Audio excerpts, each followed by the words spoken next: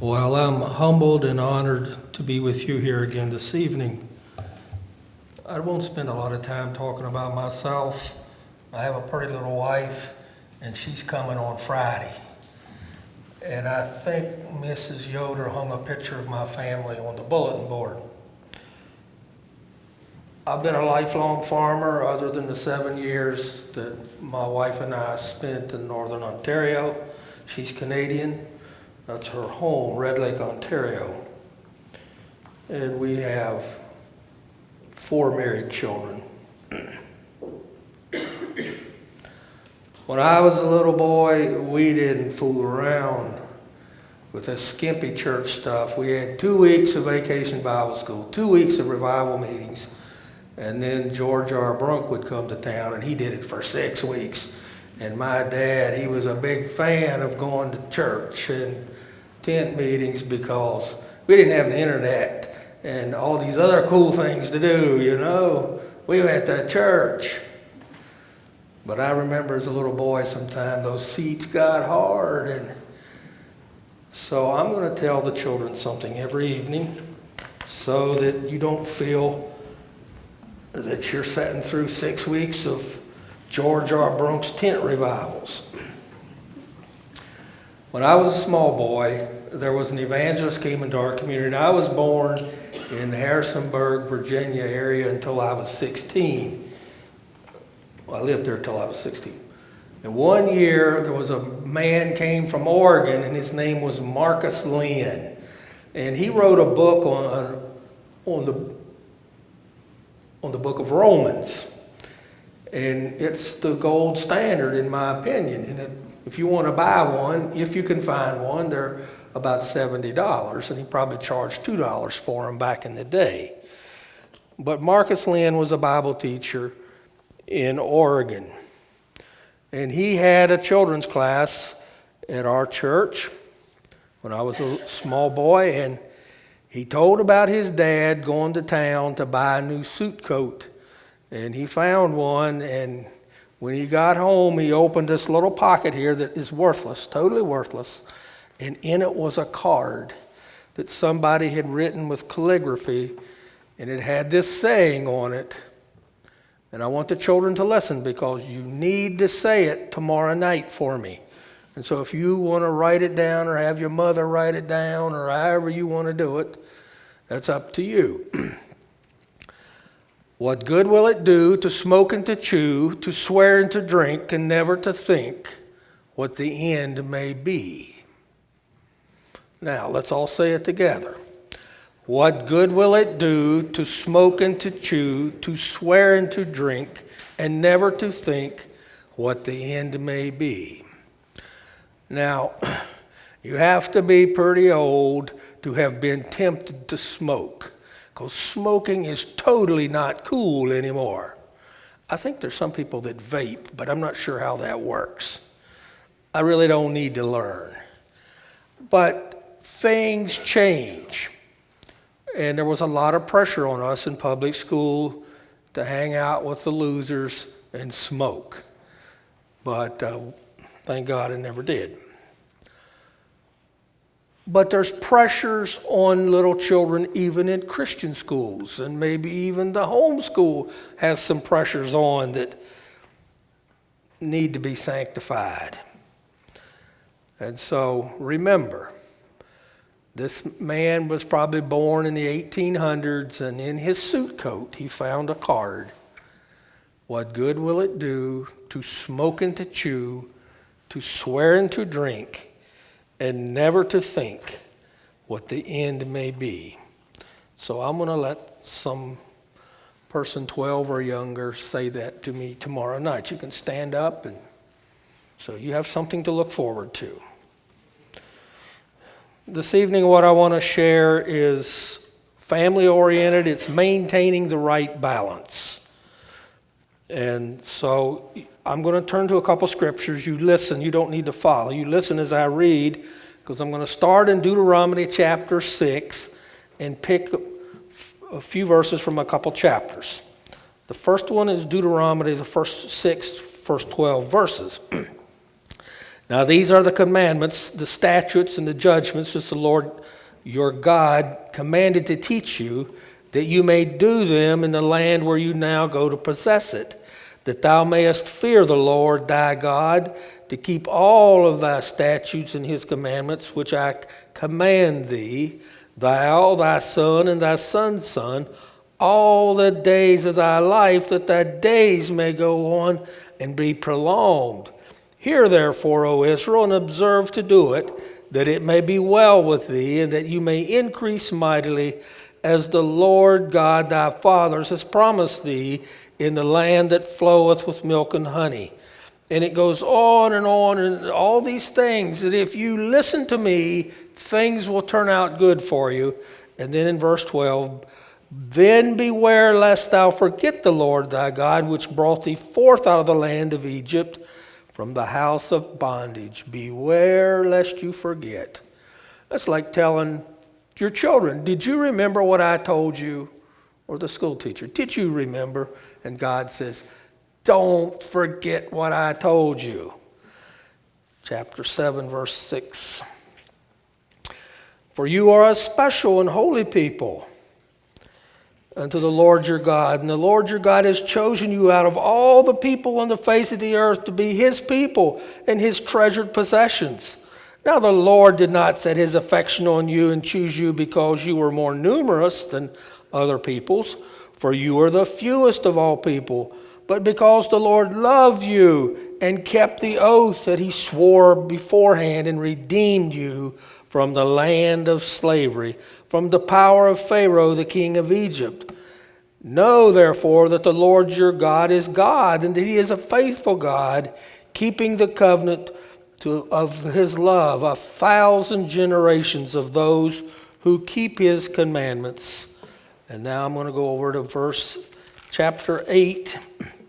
And when my children come home from wherever they are, and we sit down at Thanksgiving, they have to endure me reading these verses before they can eat Grace's Thanksgiving dinner. That's just part of it. Now when you have eaten and are satisfied, praise the Lord your God for the good land that he gave you. And be careful that you do not forget the Lord your God, failing to observe his commands, his laws, his decrees that I'm giving you today. Otherwise, when you eat and are satisfied, and when you build fine houses and settle down, and when your herds and flocks grow large, and your silver and gold increase, because you live in Indiana. I'm sorry. And all of you have multiplied, and when your heart will become proud, and you will forget the Lord your God. But remember the Lord your God, for it is he who gives you the ability to produce wealth, and so confirms his covenant, which he swore to your forefathers as it is today. If you ever forget the Lord your God and follow other gods and worship and bow down to them, I testify against you today that you will surely be destroyed, like the nations the Lord destroyed before you. So you will be destroyed for not obeying the Lord. And God, he's not playing around. He said, you either obey or suffer the consequences. And what did they choose?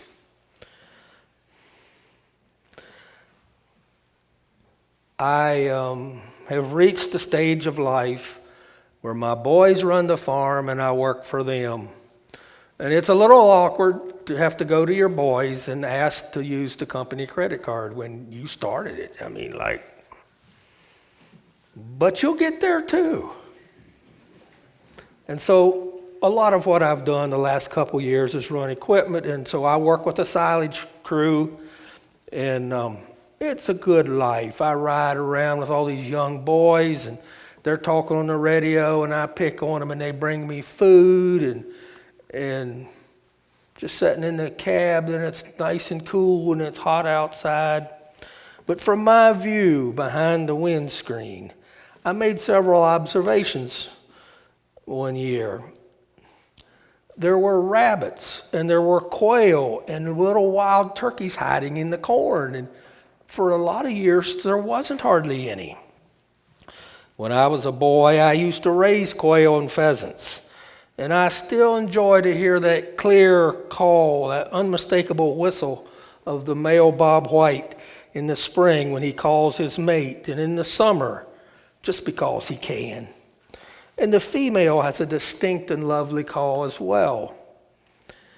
Quail are at the bottom of the food chain and often experience a high mortality rate, as high as 70 to 80%.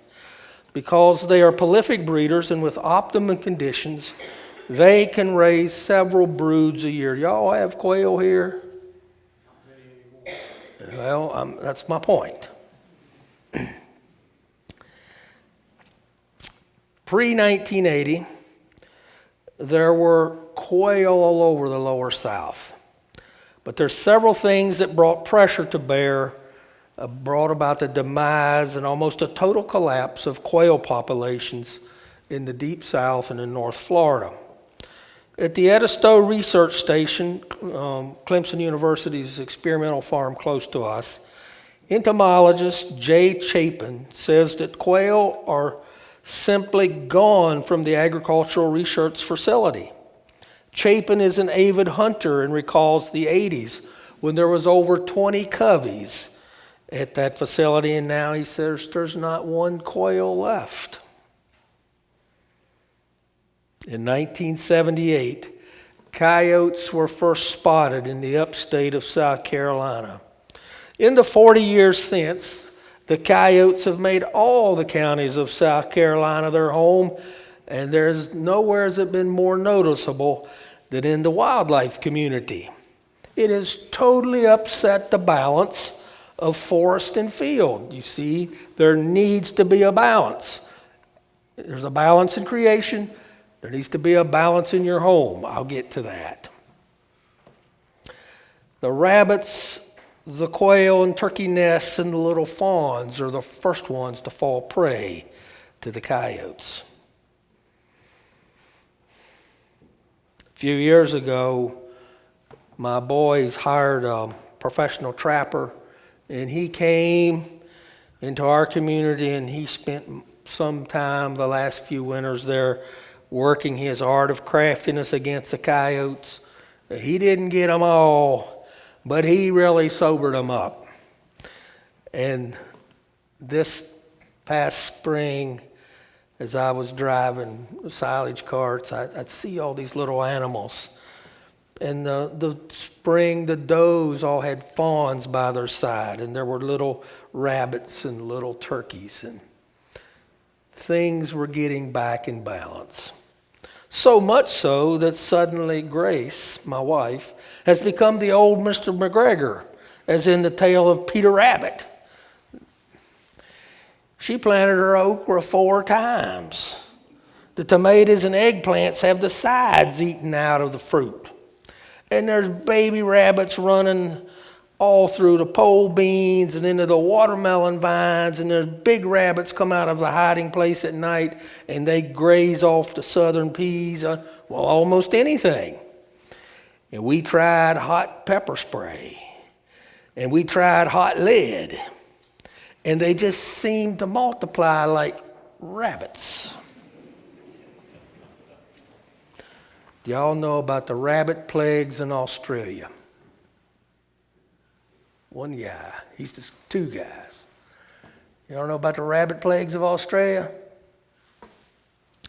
In 1858, in the plagues of Egypt, there weren't rabbits. There was a lot of other things, but there wasn't no rabbits. In 1859, a man named Thomas Austin, who was a British man that had immigrated to Australia, he loved to hunt rabbits, and there was no rabbits in Australia, so he imported 12 pairs of rabbits from England.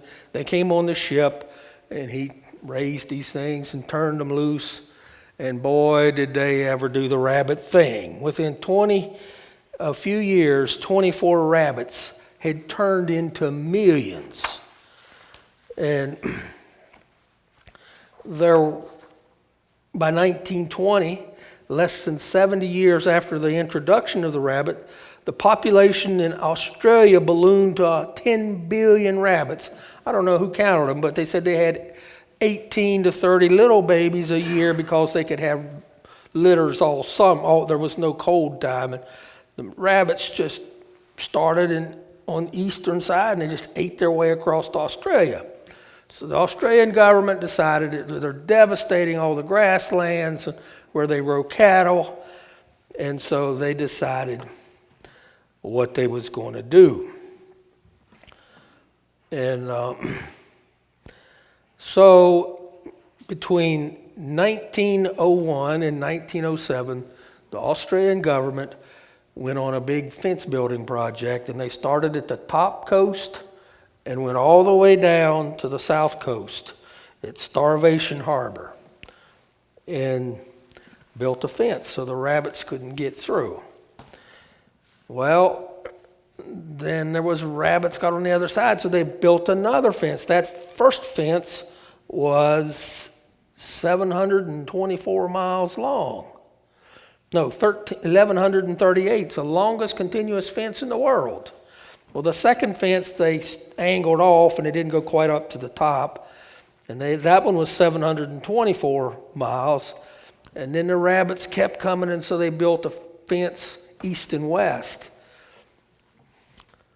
And the rabbits still got through. Some dug over, and some jumped across when they were building it. And so in the 1950s, they found a virus in South America that affects only rabbits. So they got this virus and got the mosquitoes to carry it, and they flew in and bit the rabbits. And about 90% of the rabbits died, just dead rabbits everywhere.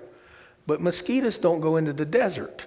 And so the rabbits in the desert, they didn't get bit, and the ones that are on the edge of the desert got bit just enough to build immunity. And so that didn't work anymore. And so in 1995, they found something called rabbit hemorrhage disease. And there again, it only affects rabbits. And they got flies to carry that one. But the flies would go into the desert, but they wouldn't go into the jungle. And they still got rabbits. They've shot rabbits. They've trapped rabbits. And there's just no natural predators. Things have gotten sorely out of balance.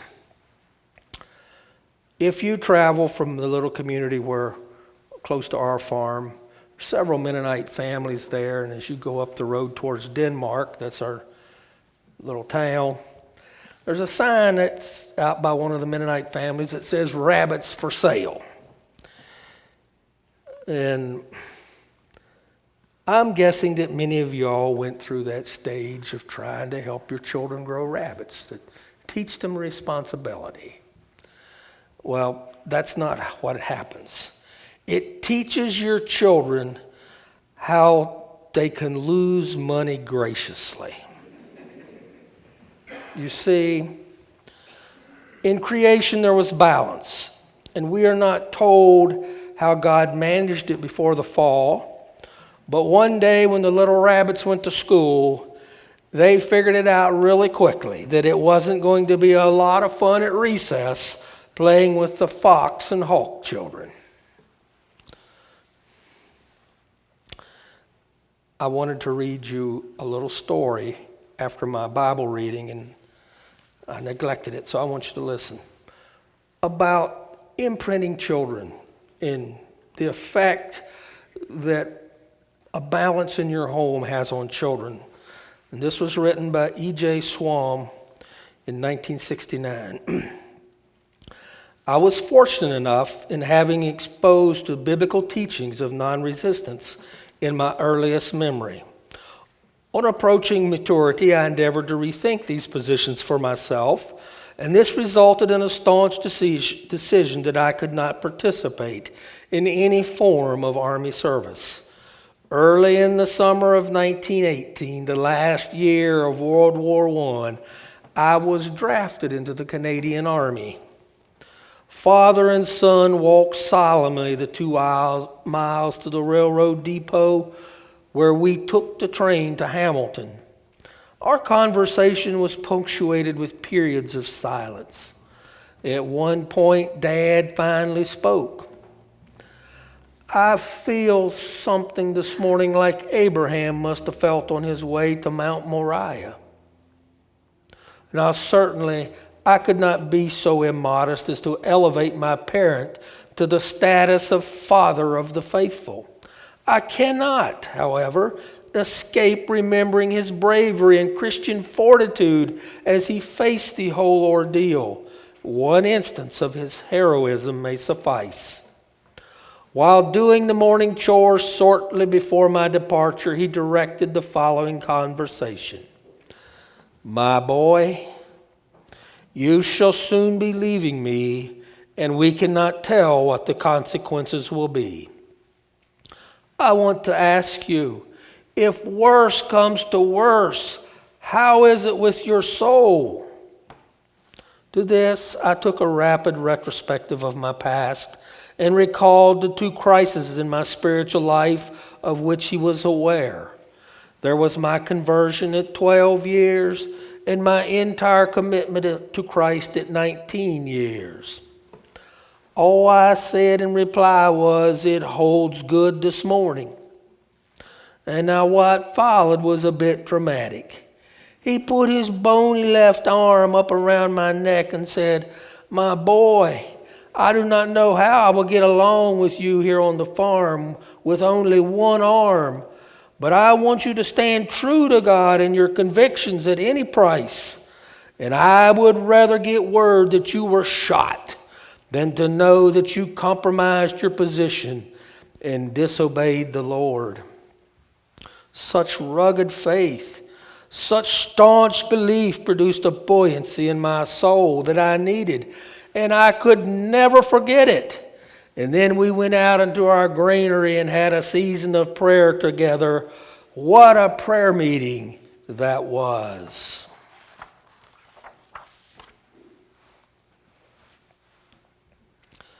Now, I want to go back to the quail. Some years ago, I went to a seminar on conservation tillage. One was to learn, but we got points for our license to be able to spray. And so we had to attend some of these things. But I chose to take a workshop on quail and, the Bob White kind of quail. And they handed out all these nice brochures and how to get quail to come and be attracted to your place. And then they told us some of the studies and experiments they were doing. They would take college interns and take them into a hatchery where they're hatching these little quail. And 2 days before the quail eggs would hatch, they'd let the intern have to be there by the incubator, and they would chirp and whistle and make noises. And the little quails in the eggs could hear them. After they hatched, they would spend 5 days with their little quail chicks under a brooder, talking and whistling to them and getting them to be familiar with the sounds of their foster mom. On day 6, they would take them out into the fields, and these little quail chicks, they're about that big, would follow these interns around. And so they would monitor them and see what they ate. They take fecal samples and see how many bugs and how many worms and what it was they were eating. And then they would spray across them with airplanes, all kinds of, to see why quail weren't surviving. And this thing of these students becoming mother quail is called imprinting. And so I want to ask, how are you and I imprinting the little ones that God has placed into our care? And so we need to maintain some balances in our homes. And the first one that is so important for little quail chicks is warmth. When a quail chick hatches, it's about the size of a little fuzzball, the size of a dime or a nickel. And they are totally dependent on their mother for warmth at night or on cool and cloudy days. And much of the high protein diet that they need is to grow flight feathers, not fat and not muscle. They need to grow feathers so they can fly away from danger. And so they don't eat seeds and grain and things that older quail. They have to have protein. Small children need a warm spiritual environment as well to be able to flourish and grow into healthy, balanced adults, both spiritually and emotionally. Yes, blankets are necessary too, but beyond that, a peaceful, loving environment void of anger and sharp retort and criticism. No child should ever have to go to bed at night and wonder with the slightest doubt if they are loved, wanted, needed, or belong, and that their parents' love is all enduring. A wet and soggy spring, such as we had last spring, is very hard on quail chicks. That cold, wet blanket of criticism and fault-finding and anger towards our children will cause a lot of suffering and a high spiritual casualty rate as well. James 1:19. My dear brethren, or let's say fathers and mothers, take note of this. Everyone should be quick to learn, slow to speak, slow to become angry, for man's anger does not bring about the righteous life that God desires.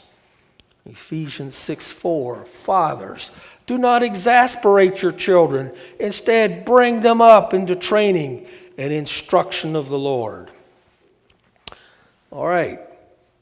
Warmth. The second thing, little quail need cover. Like I told you, an adult quail's diet consists almost entirely of seeds and grain.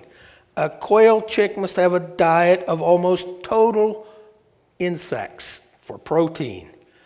The only way for that little chick to survive from the claws and teeth of all the hawks, bobcats, coyotes is to either have safe places where predators can't get them or to be able to suddenly fly away. So their favorite habitat is blackberry brambles, tall stemmy weeds and flowers, ragweed, sunflowers, and black-eyed Susans. Border or filter strips between the cotton and peanut fields where the bugs grow and the brambles where they live. I want to tell you this evening that there's a world of jackals and vultures that would be very happy to feed on your little ones, out scratching for the bugs that we all need, without the cover provided of a godly home and a spiritually sound, disciplined church community. It is difficult, almost impossible, to raise children outside of a home, a church, and a community, and expect any level of success. I have a close relative that adopted a girl from Kazakhstan who spent 5 years in a bed in an orphanage. Poor child is emotionally messed up. She's 20 years old now and still emotionally messed up about an 8-year-old. She was never loved, just shoved a bottle. That's all she knew. If only she'd had a mama quail to warm her and scratch for bugs, things little children need. But Gabby will always be handicapped.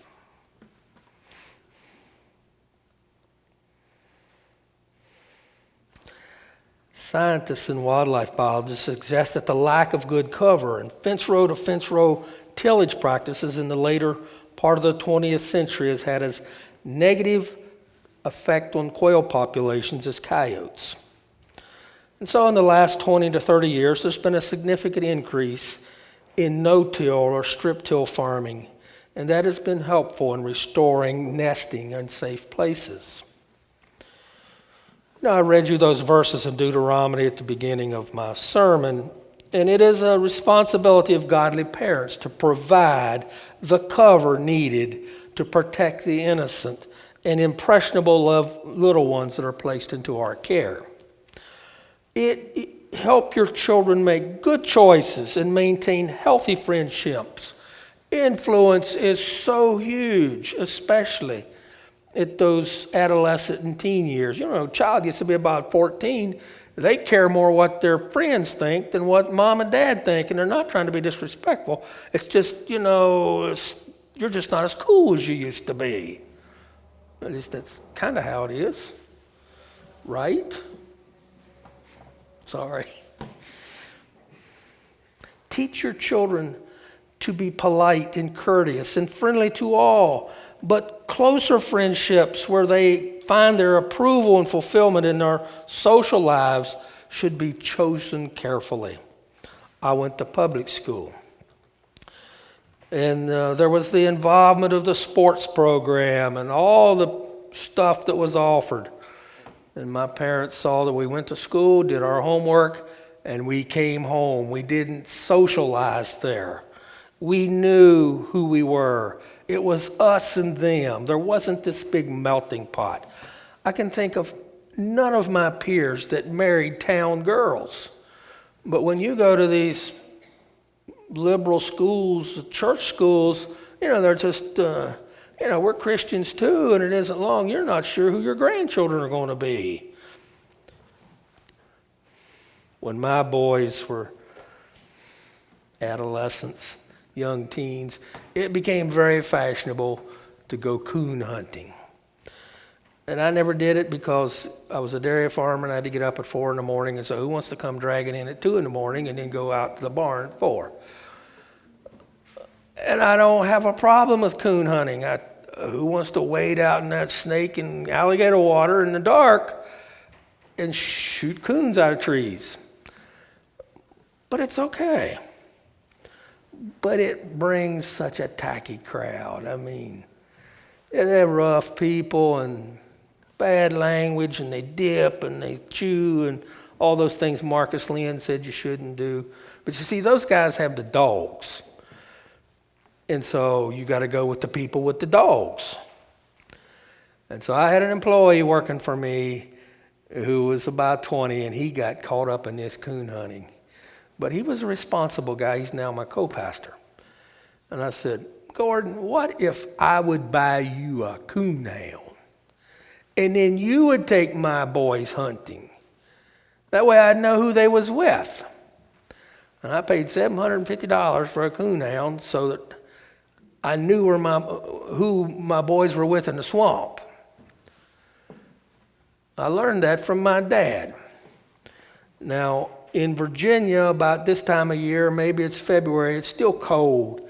The suckers migrate up the little streams to spawn, and they hang around at the bottom and rest, and they run up these rapids. And there's a season for dip netting, where you put this net out there below the rapids, and then you lift it, and you'd get gunny sacks full of suckers. And it was really a lot of fun for 12 and 14-year-old boys, but there again, the riffraff of society was into that. And so finally my dad and the late Simeon Heatwole, who I was friends with his boys, they worked it out that we couldn't drive. And so we would drive a tractor and a manure spreader and put our gear in the manure spreader and go dipping.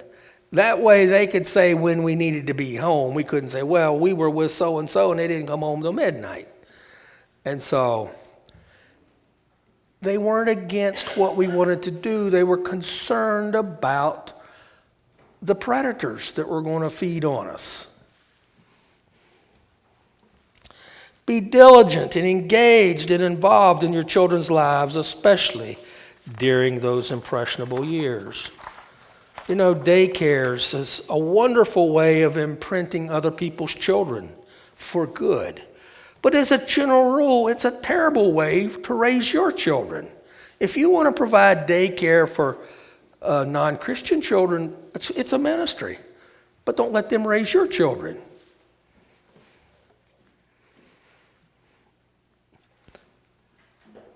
On the flip side, we've been through the patriarchal movement. Maybe it's still alive and well. I'm not in school anymore. And it's the approach where Daddy knows best, and Daddy's going to baptize you, and Daddy's going to marry you, and we don't want the preacher speaking into your life too much. Daddy knows everything, and that's nonsense. Daddy needs all the help he can get. We do well to seek the support and help of others, the Christian school, the local church. They help us provide the cover we need to raise a brood of children for Jesus. I taught Bible school for many years, and I had a student one time call me up. She was about 19 years old, and she lived way out west, and she called me up, and she was having romance problems. And she had a guy that wasn't going good, and she kind of liked him, but there was some problems. And I told her, I says, well, you have a daddy, and you need to ask your dad if it's okay if you talk to me. I'm not your daddy, but I have my opinions. And so she did, and the daddy called me up, and he says, I want you to know you have my full support, and that it takes a bigger village than just me to raise quality young. I was so blessed. I felt the freedom to talk into that girl's life.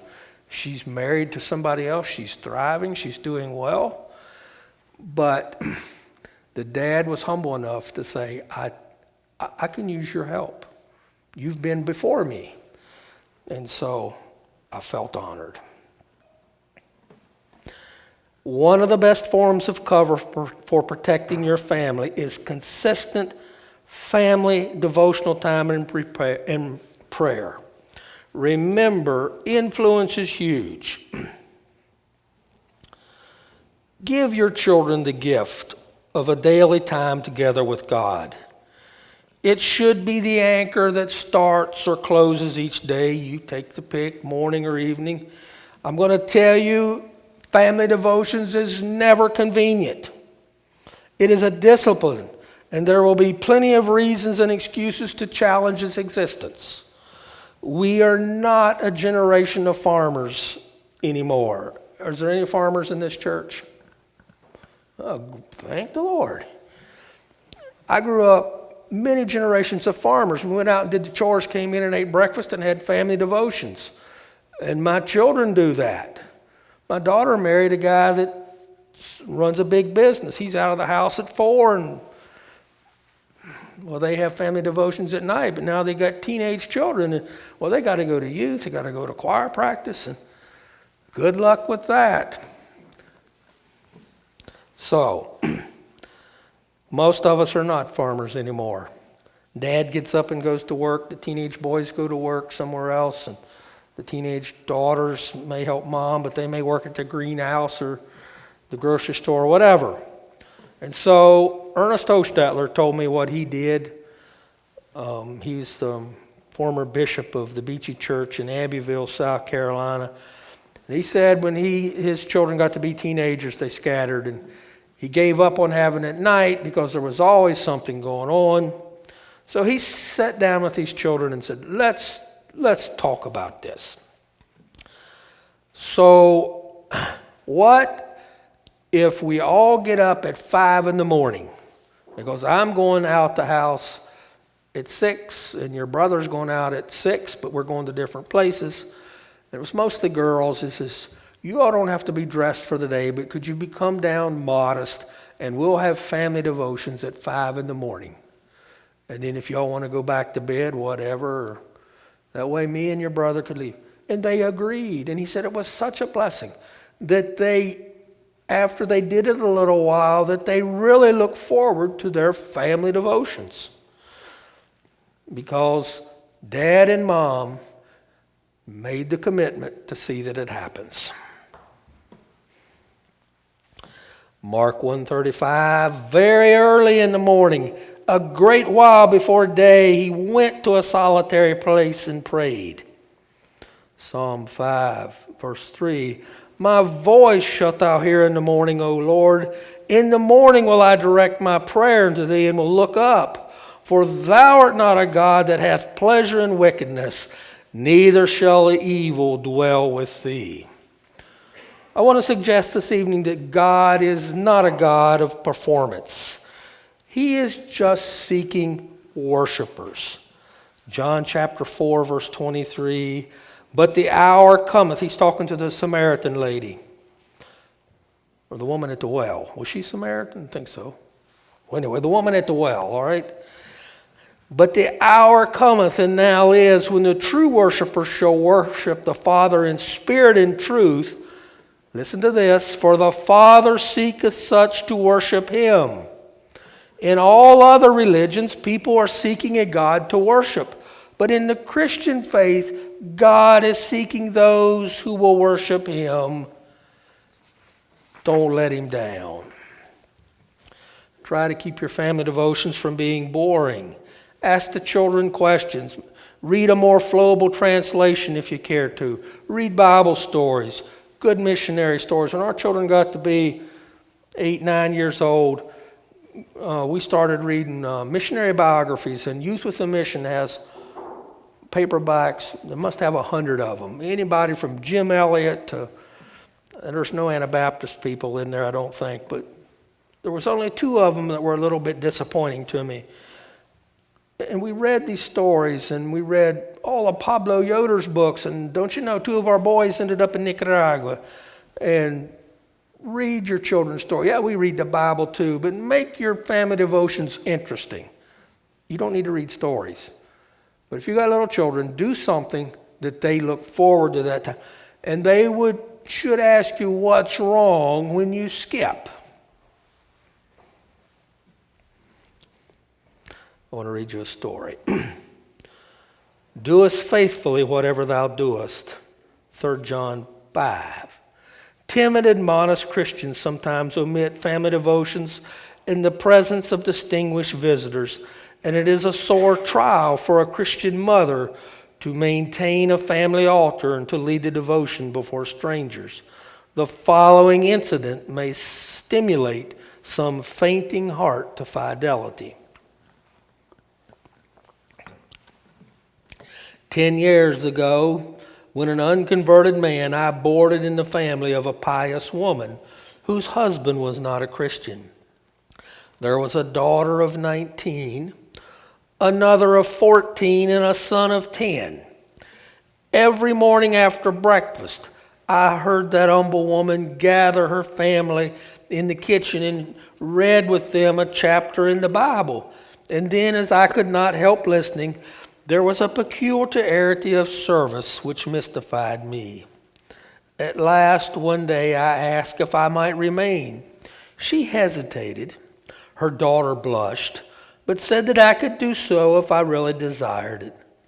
And I sat down with the rest of the family, and they gave me a testament, and we all read. And then, kneeling on the floor, that mother began a prayer audibly for her dear ones, her husband, and herself, and then pausing a moment as if to gather her energies or wing her faith, uttered a tender and compassionate supplication for me. She closed, and her daughter began to pray. Poor girl. She was afraid of me. I was from college, and I was her professor. But she tremulously asked for a blessing as usual.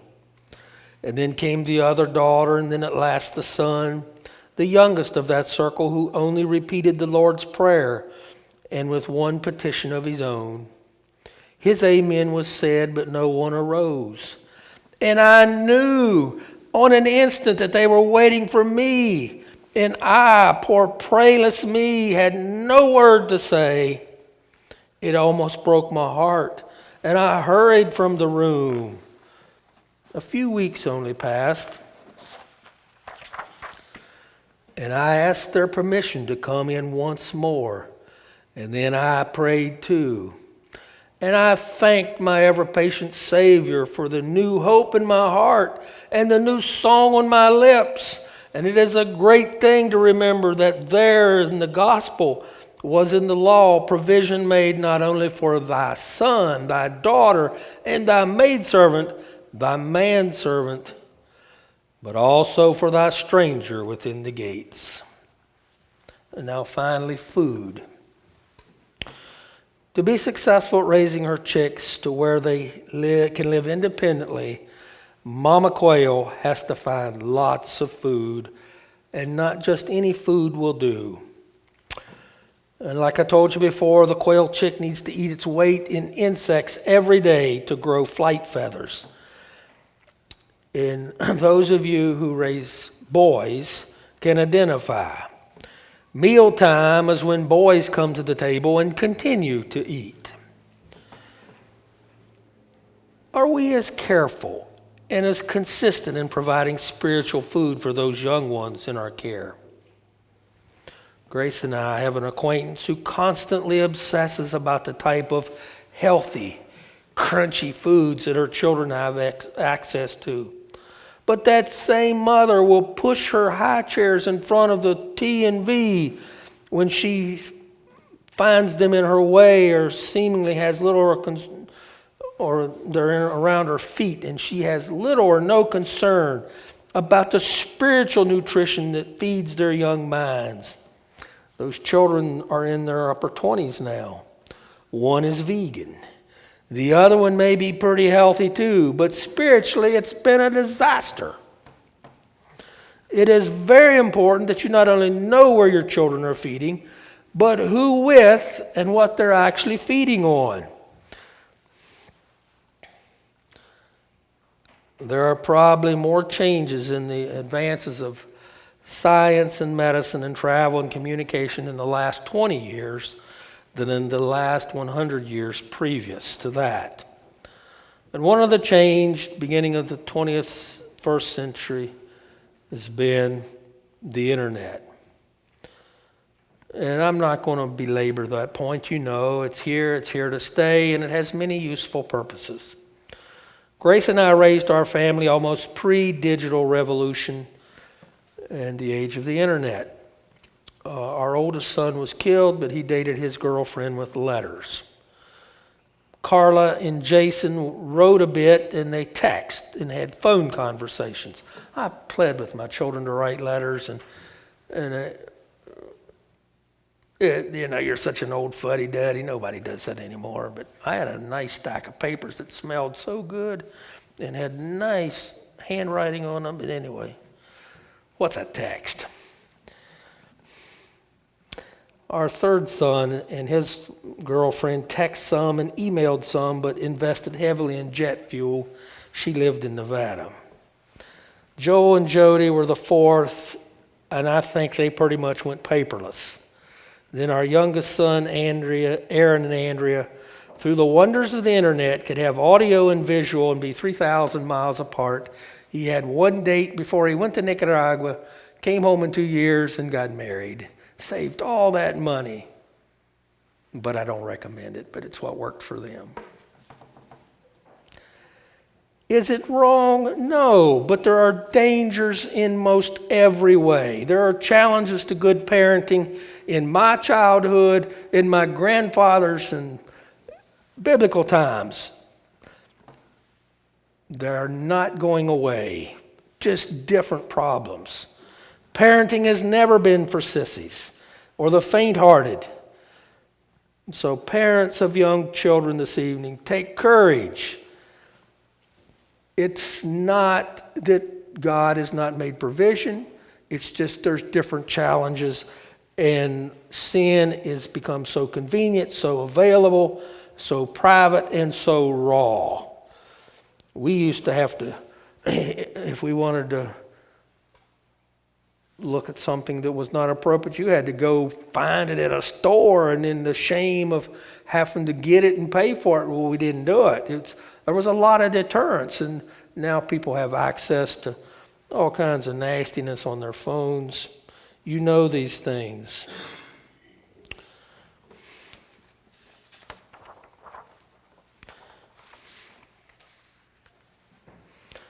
You know the time of Esther.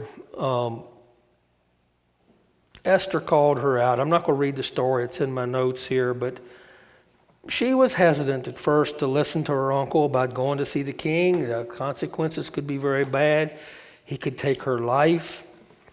And then her uncle said this, And who knows but that you have been come to royal position for such a time as this? And she said, Uncle Mordecai, I will do it. You pray and I will go. It was a very difficult time in the history of God's people. But I think there were godly families who lived in times of war. I read about this boy that got marched into World War I. There was no provision for conscientious objectors. A difficult time. Persecution or extreme hardship. Your adversary is much more cunning and sly tonight. And the enemy is not so clearly defined as maybe it was in past generations. It's not that new sins have been invented. If you read the book of Judges, it's just like, whoa, it's terrible. But what has changed is the easy access to those sins and temptations. So practically speaking, the availability of the internet in our homes and phones hasn't brought a mass exodus of the faithful from our churches. I don't think it has. Sudden tragic failures have happened. We all know of examples. But most of the negative effects in our families will likely be much slower and much more subtle, more sneaky. For those influences to blow us off course don't necessarily require us to go over into the bad part of the internet. May the day never come when we realize that a brother or sister who embraced a strong faith has quietly shed key basic principles of Christianity. And maybe the youth have lost sensitivity towards violence, or our brotherhood becomes acclimated to sinful lifestyles and choices. Perhaps today will come, and maybe already is here, when young children will receive their Bible instruction from silly animated cartoons, but none from their father. Failing to choose carefully and chart a time-tested course in long voyages does not prevent your ship from leaving shore. But it is the danger of an uncertain destination. The helpful winds of brotherhood may carry us to an intended harbor and destination, but probably we will end up dashed on the rocks of remorse and disappointment if we allow poor vision and certain influences from the internet to creep in and change us. 1 Peter 5:8, be sober, be vigilant, because your adversary the devil, as a roaring lion, or that sneaky coyote, walketh about seeking whom he will devour. May God give you wisdom. I had a story I wanted to read, but it's time to close, and so thank you for your attention. Let's pray, and then I'll turn the time over to Brother.